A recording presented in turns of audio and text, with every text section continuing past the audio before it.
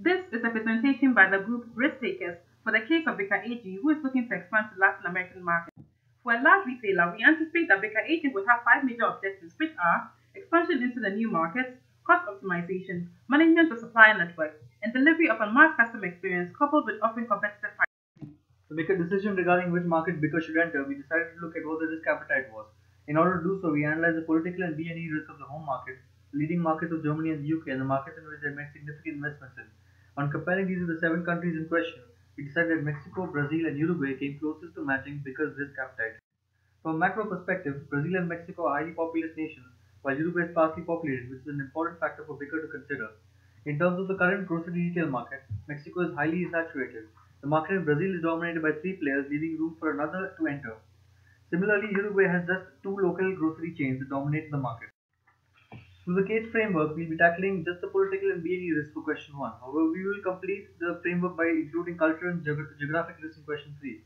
Starting off with the political advantages, both Mexico and Brazil have stable currencies, with Brazil further being a bottom outlier in terms of political violence. Uruguay, on the other hand, have shown strong and stable growth over 7 years with low risk of electricity supply. Going on to the B&E advantages, risk of employing workers is low in all three countries, while Mexico and Brazil are strong agrarian economies and on the scope of having an internal supply chain. Additionally, we look at the Global Retail Development Index developed by A.T. Kearney and found that Uruguay is one of the most attractive developing markets for retail. In the political disadvantages, a high crime rate was apparent in all three nations, although Uruguay showed low levels of organized crime. Furthermore, all three nations have high risk relating to their transport infrastructure, with electric supply being a high risk factor in Brazil and Mexico. Finally, moving on to the B&E disadvantages, the major issue with Mexico is that it has a saturated market and has stringent government regulations along with greater risk for high food prices.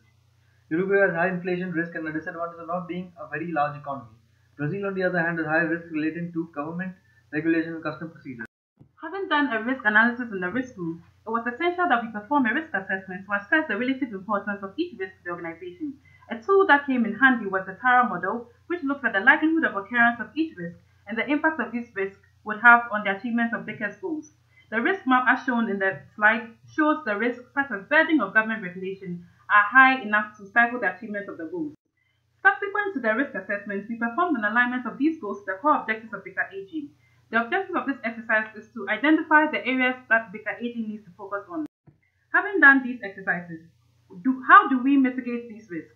The TARA model recommends four main strategies, namely transfer, avoid, reduce, and accept. And in the case of Bicker AG, using an avoid strategy would mean reducing the risk to as low as reasonably possible. The impact of all these strategies will be the reduction of risk levels to the current risk appetite of Bicker AG. We think Zurich does not answer all the questions about entering into new markets. These are the areas which we feel Bicker AG must consider before entering into new markets. Mr. Gemawat talks about cultural factors in the cage framework, understanding the consumer buyer behavior, which was one of the main factors why Tesco failed in US and Walmart failed in Germany. Bicker AG needs to think of a buyer behavior of the consumers in Latin American markets. Festival seasons are specific in specific countries like carnivals in Brazil, etc. Bicker AG should think of changing their strategy during these seasons as there may be rise in sale of specific food products. Mr. Kemawat also talks about geographical factors such as physical distance, time zone variation, climatic variation, topography, and countryside. As explained in the gravity model of the bilateral trade, size of the economy and distance really matters. Time zone variations can affect communications with the headquarters, countries can affect the transport, population, and distribution.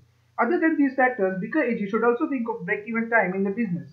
Zurich does not cover specific value proposition scenarios in the business. To give an example, Aldi with the low cost as a value proposition entered in Europe and Australian market. Also, Tesco failed in US and China because of same value proposition as their competitors.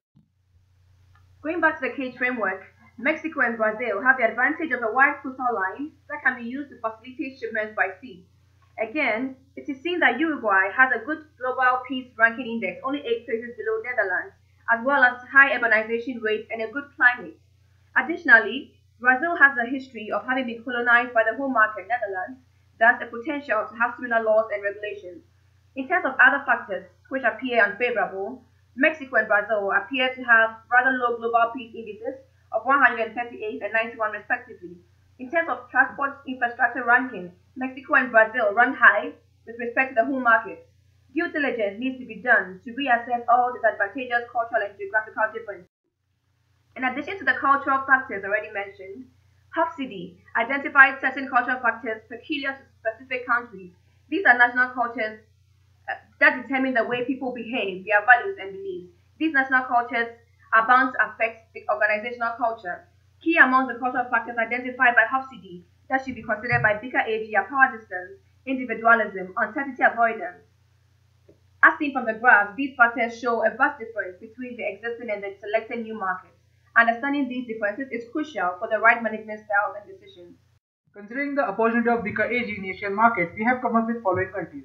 As you can see, for all countries mentioned, the business and economic risk level is within the risk appetite of Bicker AG. For Singapore, Hong Kong, UAE market, even political risks are also within the risk tolerance.